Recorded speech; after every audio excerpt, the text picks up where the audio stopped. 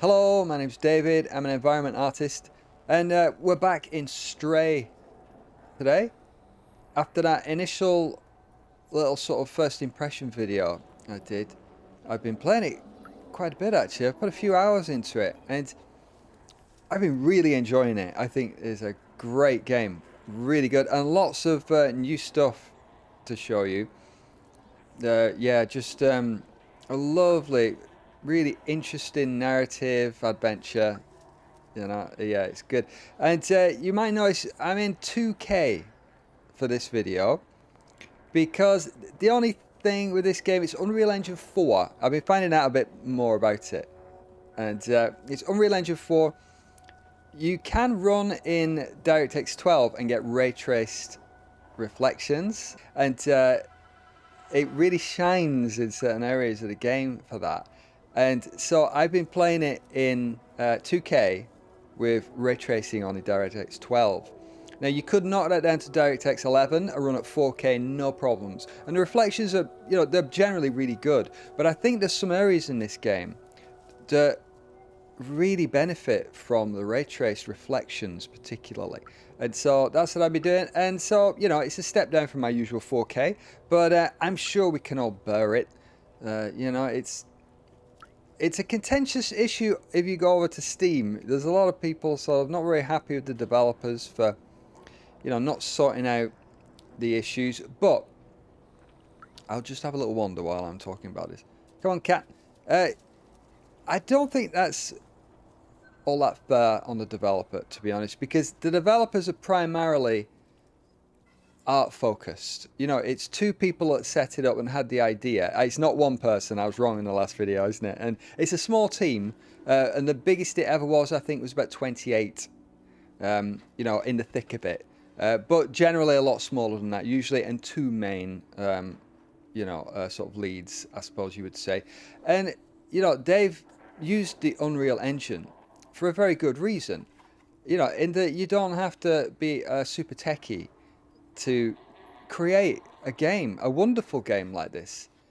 But that then does open you up somewhat to the problems of the Unreal Engine in the, stutter, and, just issues that, unless you're an engine programmer, you can't really make that much headway. There are some problems embedded in the Unreal Engine that, yeah, they're not easy to overcome. And expecting a really small developer to fix that is, to me, it's misguided, it's unrealistic, and it shows a lack of knowledge about game engines, frankly. And so, give them a break.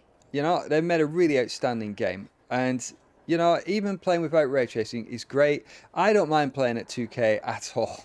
This is 2K. It looks fantastic. But, this area, this little bit here, you can see some nice reflections. You can see certainly that sort of orangey reflection there is picking that up. So if you're using DirectX 11, no ray tracing, all of that's lost. And all of this sort of reflection that you get at looking down an angle is all lost. And so that's why I've elected to, play it with the ray tracing. I think it adds more than the loss in resolution, so it's fine. But yeah, this is an area called the Slums. It's a lovely area, lots of little alleyways. It's perfect for a cat, isn't it?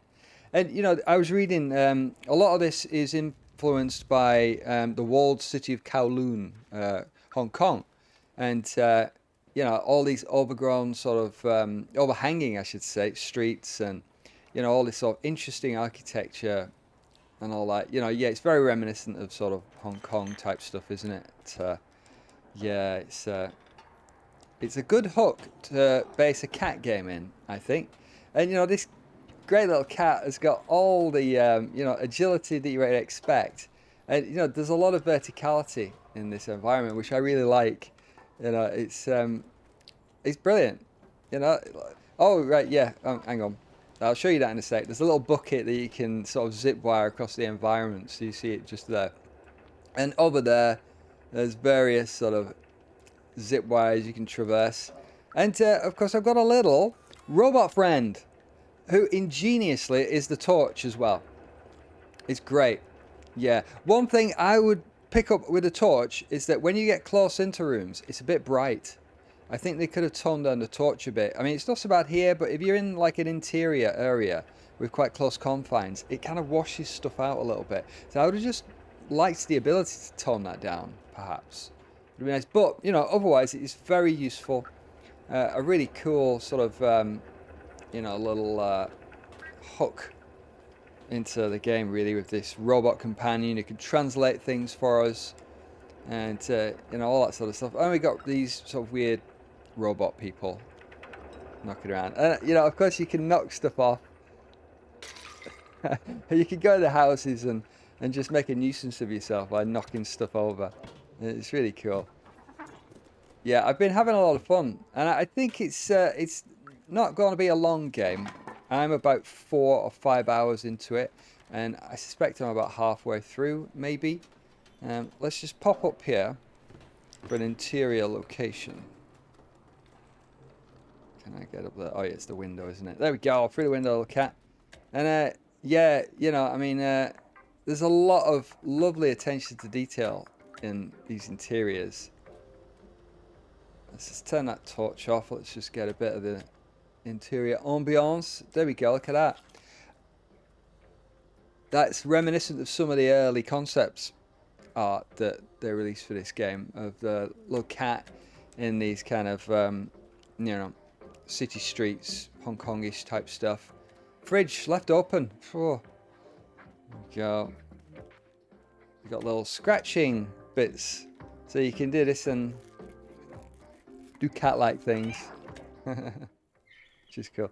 But let's go here, over there, let's jump down there. Ah, should we get in the bucket?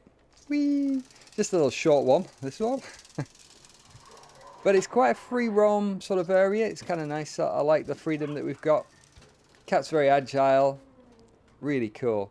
And you know, this is it turns out to be an enclosed environment that was used as a sort of shelter against some kind of threat in the outside world, a disease or something. But so our task is nominally to escape from, you know, I mean, we started off the game out in the, you know, above ground, didn't we, in the below the sky, and fell down, down, down. So, you know, we're heading up, up, up. That is a nice little intro to this area. I think what we'll do is go to the latest area I've got to, which really shows off the ray tracing, and I think it looks beautiful. So let's just load that one up. So here we are in this newer area, and looking decidedly kind of dystopian, I would say. But check this out. Now you can see why I wanted the ray trace reflections, can't you?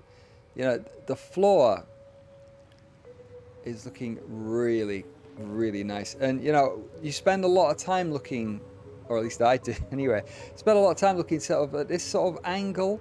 And, you know, this is just the angle where you lose most of the reflections.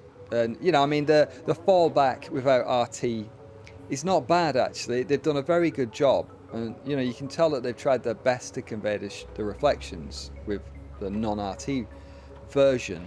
But, you know, you can't beat true reflections, can you? And, you know, here they are. I mean, just check it out. Really good. Really nice surfaces, I might add. There's a lot of parallax shaders going on in this game that are very effective. Really, really well done.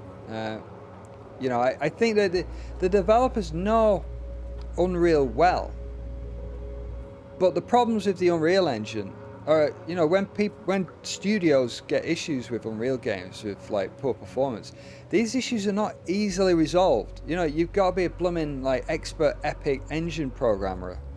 You know, you've got to like get, well, you know, you need specialist help, and in many cases they can't be fixed. I mean, look at Jedi Survivor. You know, no amount of hardware you throw at that game is going to fix the issues. You know, even on my PC is a fast PC, and performance in that game is pretty terrible. I mean, it's playable and I enjoy it. I love the game, you know, and I can look past those issues. because they're generally not a developer issue, they're an engine issue. And the same with this game. You know, I'm not going to expect a small team to be able to fix Unreal problems. Frankly, that's not their problem. That's Unreal's slacking, if you ask me. You know, it's Unreal. That's an Unreal issue.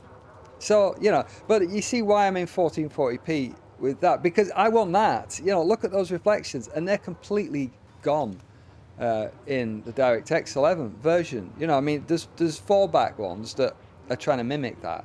You know, but you just don't get the accuracy, and the accuracy is great here. You know, I mean, you can. It's just shining, isn't it? It's beautiful, and you know these cobbles, they've got beautiful palms that is really tastefully done. You know, and yeah, so you know, our little cat. You might have noticed from the last video, he's got a little harness, and that holds his. That's the docking station for his robot buddy here, isn't it? There, which is cool.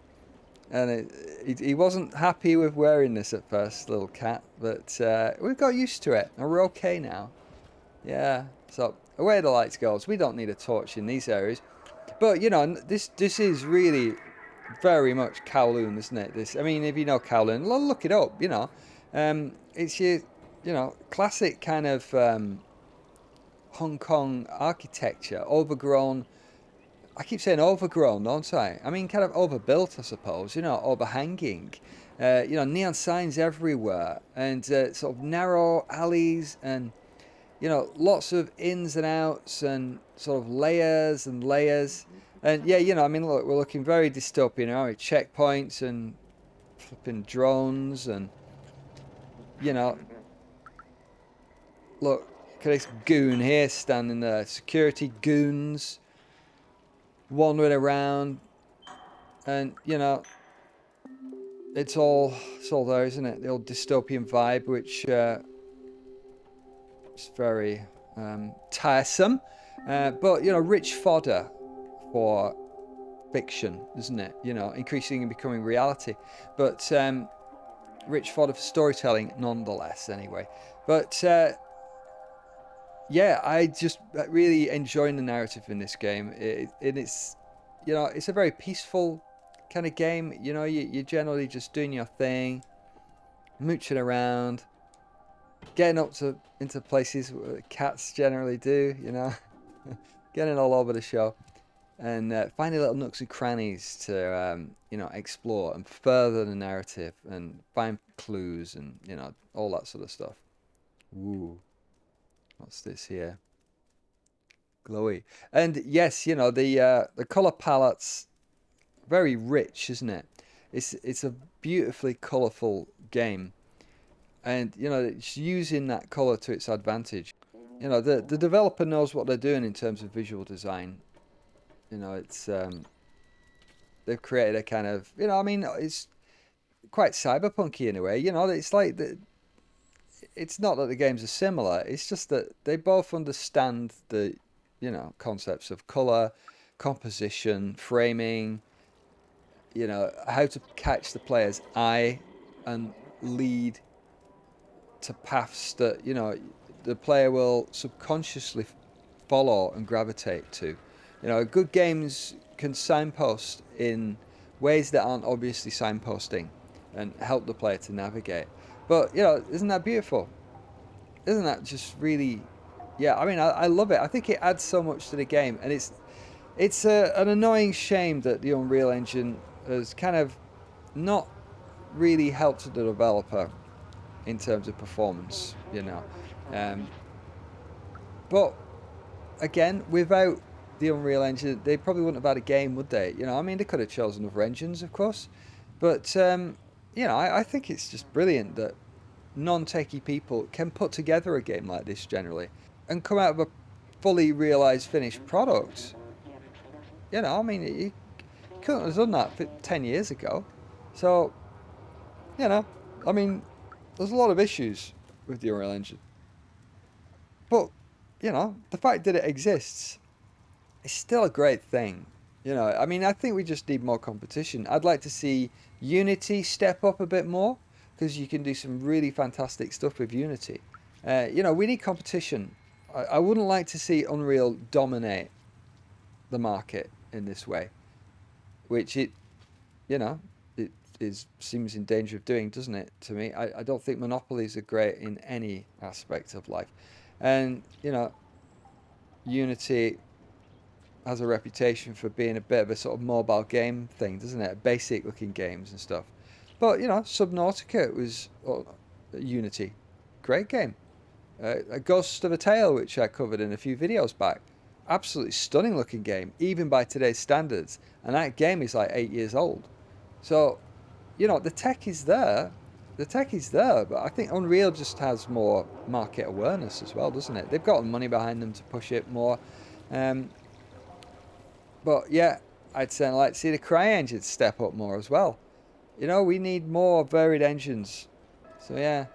Hello, robot man. Off you go.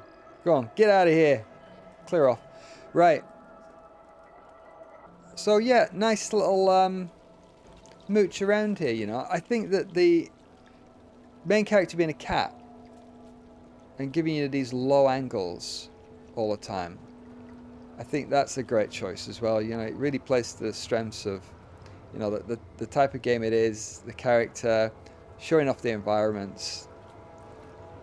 Yeah. Yeah, very much enjoying it. So yeah, if you've not already played this game, I would highly recommend it. It's a enjoyable single-player narrative adventure, which, to be honest, is generally all I want from a game. I just want an environment to, have a good wander around and sort of pique my interest, and just, let you chill out in an interesting environment. So I think I'll leave it there with little cat mogs mooching around the city, and we'll see where the narrative takes me next. So I hope that was interesting, and I'll see you in another video. Bye bye.